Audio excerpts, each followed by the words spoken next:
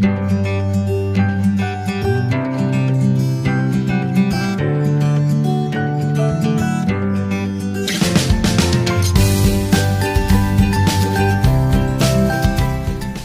datang kembali adik-adik di channel Yuk Belajar IPA bersama Kak Rizal. Pada video kali ini, Kak Rizal akan membahas materi tentang organ reproduksi pada manusia untuk kelas 9 SMP atau MTS. Sebelum lanjut ke video pembahasannya, yang belum subscribe jangan lupa untuk di-subscribe channel ini dan aktifkan lonceng notifikasi. Yang sudah subscribe, Kak Rizal ucapkan terima kasih banyak.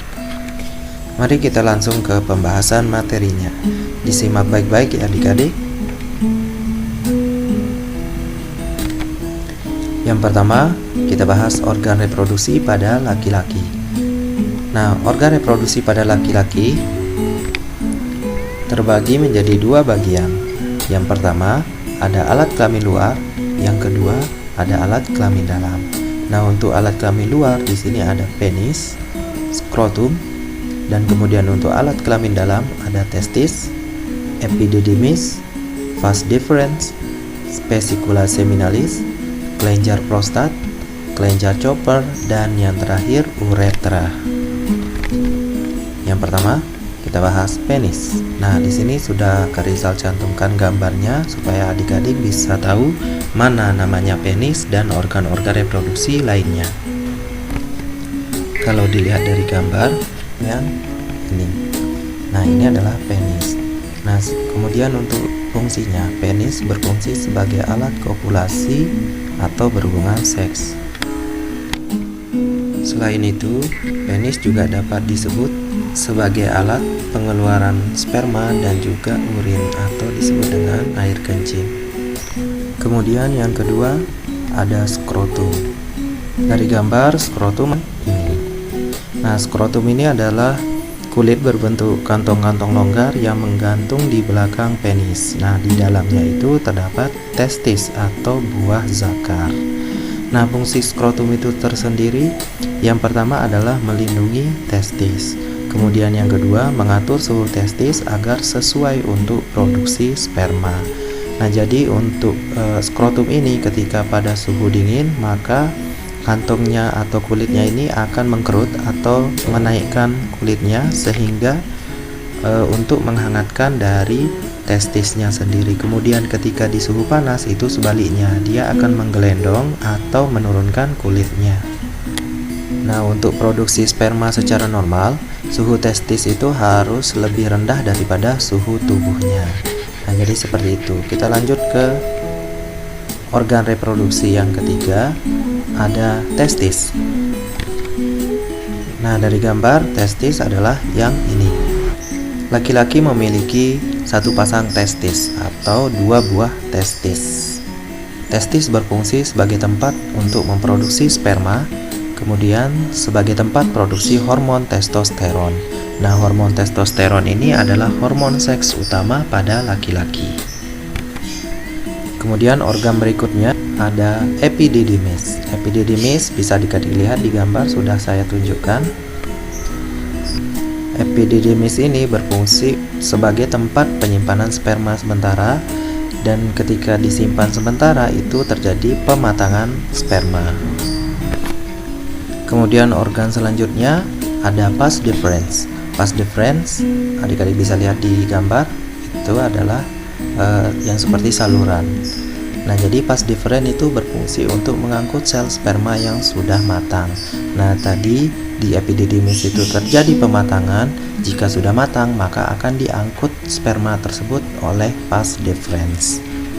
Setelah itu ada vesicula seminalis. Dari gambar adik-adik bisa lihat sendiri mana vesicula seminalis. Nah, vesicula seminalis berfungsi untuk menghasilkan cairan kaya gula atau fruktosa. Nah, ini digunakan untuk makanan spermanya. Nah, kemudian fungsi yang kedua itu membantu dalam mobilitas sperma. Mobilitas sperma maksudnya adalah kemampuan bergerak sel spermanya. Nah, ini digunakan ketika sel sperma nanti mencari sel telurnya. Kemudian yang berikutnya ada kelenjar prostat. Dari gambar sudah saya tunjukkan kelenjar prostatnya adalah yang bagian ini. Kemudian fungsi dari kelenjar prostat itu adalah untuk menghasilkan cairan bersifat asam untuk tampahan cairan ejakulasi. Ejakulasi maksudnya adalah pengeluaran sperma dan cairan semen melalui penis. Nah, ini masih banyak yang rada-rada kurang paham ya terkait dengan sperma sama cairan semen. Nah, jadi untuk cairan semen sama sperma ini berbeda ya adik-adik. Cairan semen ini adalah yang kita lihat ketika keluar dari penis itu berbentuk kental dan warna putih. Nah, itu adalah cairan semennya. Kemudian untuk spermanya itu terdapat di atau terkandung di dalam cairan semen tersebut. Jadi sperma ini adalah yang bentuknya sudah seperti kecebong. Kemudian berikutnya ada kelenjar chopper. Nah, dari gambar sudah Kak Rizal tunjukkan untuk kelenjar chopper. Nah, kemudian fungsi dari kelenjar chopper ini adalah menghasilkan cairan licin dan bening yang bersifat basah. Nah, atau biasa kita sebut ini adalah cairan pelumasnya. Atau dalam agama biasa disebut air mazinya. Nah, jadi kelenjar chopper ini nanti akan menghasilkan cairan yang licin dan bening tersebut. Nah, itu berfungsi sebagai pelumasnya sebelum sperma tersebut nanti keluar. Kemudian organ terakhir ada uretra. Nah, uretra itu berupa saluran ya adik-adik. Bisa dilihat di gambar. Uretra berfungsi sebagai saluran ejakulasi dan berfungsi sebagai saluran urin.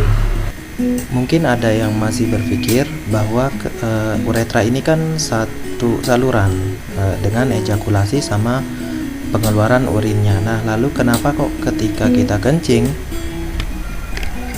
tidak dibarengi dengan keluarnya sperma? Nah, jadi memang uretra ini adalah satu jalur pengeluarannya. Namun di dalamnya itu berbeda lagi adik-adik. Perumpamaannya seperti ini adik-adik. Jadi ada sebuah rumah. Nah, di rumah ini dia punya satu pintu keluarnya. Nah, tapi di dalamnya ada pintu-pintu dari kamarnya lagi. Nah, sama halnya dengan yang ini. Jadi pengeluaran spermanya itu keluar dari yang organ reproduksi. Kemudian kalau yang urin itu keluar dari organ ekskresi atau pengeluaran. Tapi jalur keluar terakhirnya memang satu jalur, yaitu namanya uretra. Paham ya adik-adik? Nah, jadi itu adalah organ-organ reproduksi pada laki-laki.